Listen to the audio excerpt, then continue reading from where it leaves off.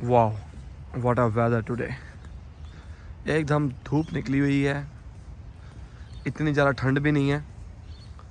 और देखो ये कितना अच्छा मौसम है, क्लियर वेदर। रोटी कपड़ा और मकान, ये आपने तकरीबन सुना होगा ये कहावत। रोटी पहले आती है, फिर कपड़ा, फिर मकान। हमने कभी ऐसा नहीं सुना है मकान रोटी कपड़ा। हर जगह के ऊपर रहने के लिए सबसे पहले आपको रोटी चाहिए, फिर कपड़ा चाहिए, फिर मकान चाहिए। मतलब ये हुआ कि अगर आप ऑस्ट्रेलिया में आते हो या किसी भी कंट्री में रहते हो, हमारी जो पहली प्रायोरिटी होगी वो खाने के लिए, पेट भरने के लिए होगी। फिर उसके बाद नया कपड़ा ख़रीदने के लिए हमारी दूसरी प्रायोरिटी होगी, जब हमारे पास काफ़ी सारे पैसे आ जाएंगे। तीसरी प्रायोरिटी होती है हमारी मकान की। अगर हम ऑस्ट्रेलिया में आते हैं तो हमारे मन का एक सपना होता है कि हम यहाँ पर ऑस्ट्रेलिया में मकान बनाएं, और कभी ना कभी आप भी यहाँ पर हाउस बाय करोगे ही करोगे। आई एम श्योर, भगवान करे आप जल्दी से जल्दी करो। और उसको ख़रीदने के लिए कौन कौन से स्टेप्स आपको फॉलो करने हैं वो मैं आज इस वीडियो के अंदर आपको बताने वाला हूँ। सबसे पहले आपने उस एरिया के अंदर ये देखना है कि कितना बजट में घर बिक रहे हैं बाकी। जैसे कि कैसे ढूंढ सकते हो आप, बहुत सारी वेबसाइट्स हैं, realestate.com.au डोमेन हो गया। इवन के अगर आप गूगल के ऊपर सर्च करोगे 3 बेडरूम हाउस, 4 बेडरूम हाउस, कोई भी पर्टिकुलर एरिया लिख के वो आपको नज़र आ ही जाएगा। तो एक एग्जांपल के तौर के ऊपर बात करते हैं। जैसे कि मैंने इस एरिया में घर देखना है। अब इस एरिया में जो घर लगे हुए हैं उसका प्राइस तो मुझे पता लग गया, लेकिन ये मुझे कैसा पता चले कि इस एरिया की वैल्यू ये इतनी ही है। हम देखेंगे जो इनके रीसेंट सेल्स हुए हैं, मतलब हम हिस्ट्री चेक करेंगे इन घर की, जो इस एरिया में हिस्ट्री क्या है, कितने में घर बिके हैं। उससे हमारे को अंदाज़ा हो जाएगा कि हमारा जो बजट है वो किसके अकॉर्डिंग होना चाहिए। इससे आपका टाइम भी सेव होगा। ये मैं इसलिए बना रहा हूँ वीडियो, कई बार आपका जो बजट होता है वो कम होता है। दो तरीके से आप घर खरीद सकते हो, या तो लोन लेकर या तो पेमेंट पूरी कैश करके। ज़्यादातर जो लोग हैं वो लोन लेकर ही करते हैं। इतना पैसा बहुत कम जनों के पास होता है। अगर आपके पास है तो आप बहुत लकी हैं। तो सबसे पहले आपको अपना बजट देखना पड़ेगा। आपको ये देखना पड़ेगा कि मुझे कितने का लोन मिलता है। तो अगर आपने जब घर ढूंढ लिया, आपको प्राइस पता लग गया और यहाँ पर जाकर आप देख सकते हो कि कितना प्राइस है, तो आपको सारी हिस्ट्री नज़र आ जाएगी कि इस एरिया में कितनी सेल्स हुई हैं और कितना बजट में घर बिका है। तो ये जानना बहुत ज़रूरी है, आपको रिसर्च करनी बहुत ज़रूरी है, ताकि आपके पैसे और टाइम वेस्ट ना हो। सेकंड स्टेप ये होता है कि आपको अप्रूवल करवानी होती है। अप्रूवल जैसे कि लोन की अप्रूवल करवानी होती है। देखो, लोन की अप्रूवल करवाना बहुत ज़रूरी है एज़ पर माय एक्सपीरियंस। उसका रीज़न क्या है, मान लो आपको 7 लाख का घर पसंद आ गया, $7 लाख का घर पसंद आ गया, लेकिन आपका जो लोन है वो 7 लाख हो ही नहीं रहा। ये कैसे पता चलेगा? वो आपको बैंक में जाकर, या तो आप किसी मॉर्गेज ब्रोकर से बात कर सकते हैं। बैंक में जाकर जब आप जाएंगे, किसी भी बैंक में चले जाइए, पहले अपनी रिसर्च करिए कौन से बैंक में क्या क्या फैसिलिटीज़ हैं। सिर्फ ये मत देखिए कि इंटरेस्ट रेट कम है, जैसे 6.69 हो गया, वहाँ पर दूसरी बैंक का 6.71 हो गया। पूरा रिसर्च करिए कि भाई कि इसका क्या प्राइस, रीज़न क्या है, ये महंगा क्यों है। क्या पता आपको कोई ना कोई फैसिलिटी साथ में मिलती होगी। पर मॉर्गेज जो ब्रोकर होते हैं वो फ़ीस एक्चुअली में चार्ज नहीं करते हैं। क्यों नहीं करते हैं? क्योंकि उनका सीधा कंसर्न होता है बैंक वालों के साथ। ठीक है, ये मेरे पास रियल एक्सपीरियंस इसलिए रहा है कि रिसेंटली मैंने प्रॉपर्टी ली थी और मुझे बहुत सारे चैलेंजेस आए थे।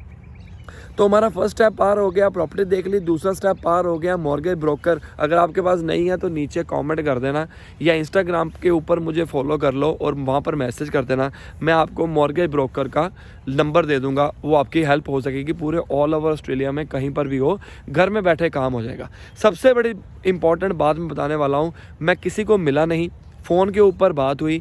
इवन के जब मुझे घर मिला तो भी मैं उस टाइम के ऊपर नहीं गया था, सिर्फ कीज़ लेने गया था अपनी, डेट्स इट।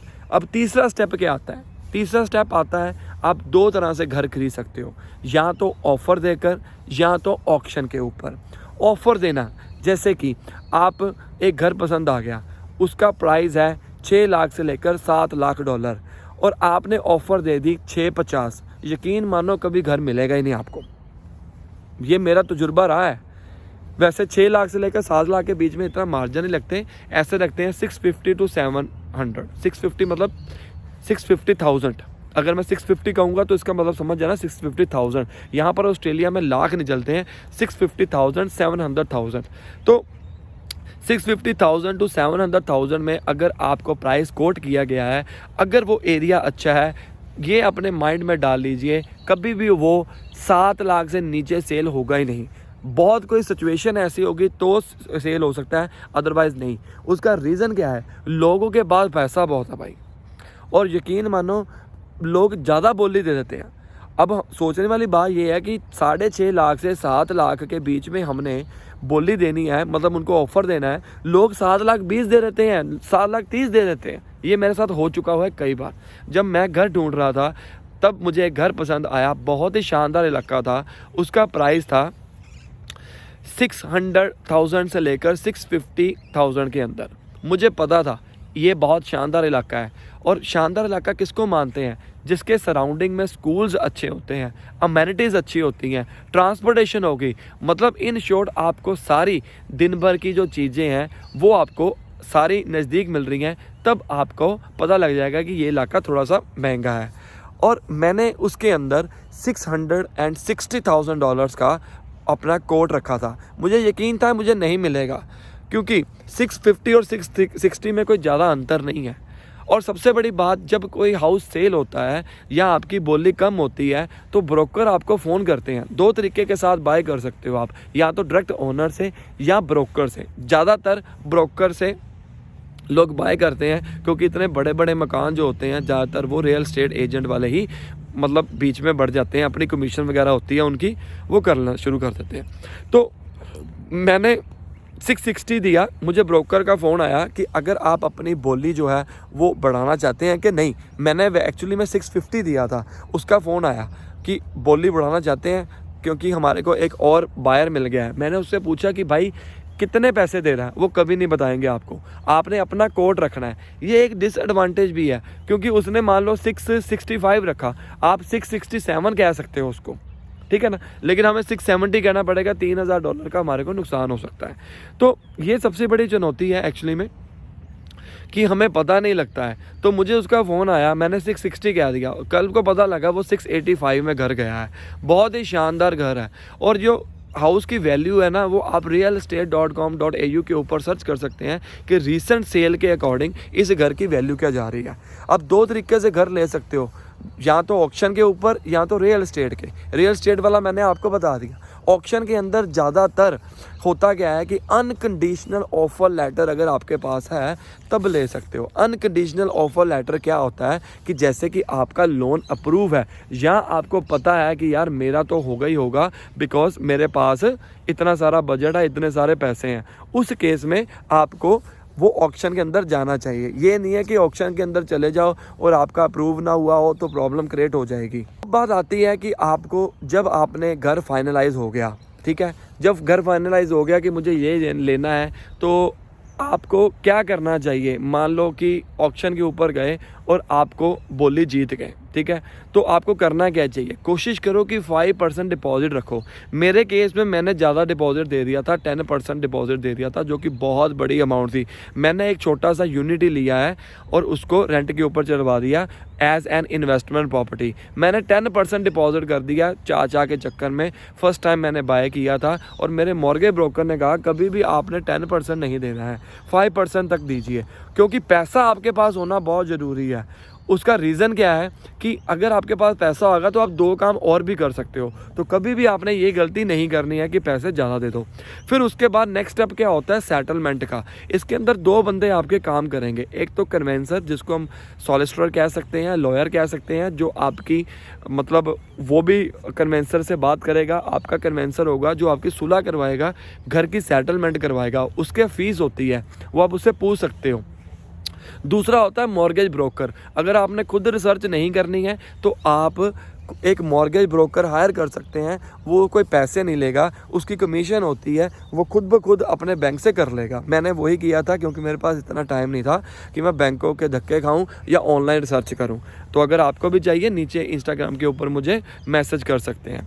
जब आपके पास आ गई प्रॉपर्टी, सारा कुछ हो गया, एक और बात बताने वाला हूँ। अगर आप यूनिट खरीदते हैं, या दो तरह के घर होते हैं, कम्युनिटी टाइटल और टॉरेंस टाइटल। कम्युनिटी टाइटल मतलब कि 4-5 घर बने होते हैं, उसकी आपको फ़ीस पे करनी होती है। जैसे उसको हम कहते हैं स्ट्रेटा। स्ट्रेटा क्या होता है? जैसे मेंटेन करने वाले होते हैं, घास फूस मेंटेन कर ली, रोड्स मेंटेन कर ली, और भी काफ़ी सारी चीज़ें होते हैं, उसको आपको फ़ीस पे करनी पड़ती है क्वार्टरली। और दूसरा आता है टॉरेंस टाइटल। टॉरेंस टाइटल का मतलब ये होता है वो ज़मीन आपकी है और आप इसके ऊपर जो मर्जी करो, आप अपने काउंसिल से अप्रूवल लेकर को जो मर्जी कर सकते हो। टॉरेंस टाइटल हम उसको कहते हैं। उसके अंदर आपको क्वार्टरली फ़ीस नहीं देनी पड़ती है, लेकिन आपको इंश्योरेंस वगैरह करनी पड़ती है। स्टार्टा के केस में इंश्योरेंस नहीं होती, वो बीच में कर देते हैं सारी चीज़ें। तो ये सारी चीज़ों का आपने ध्यान में रखना है।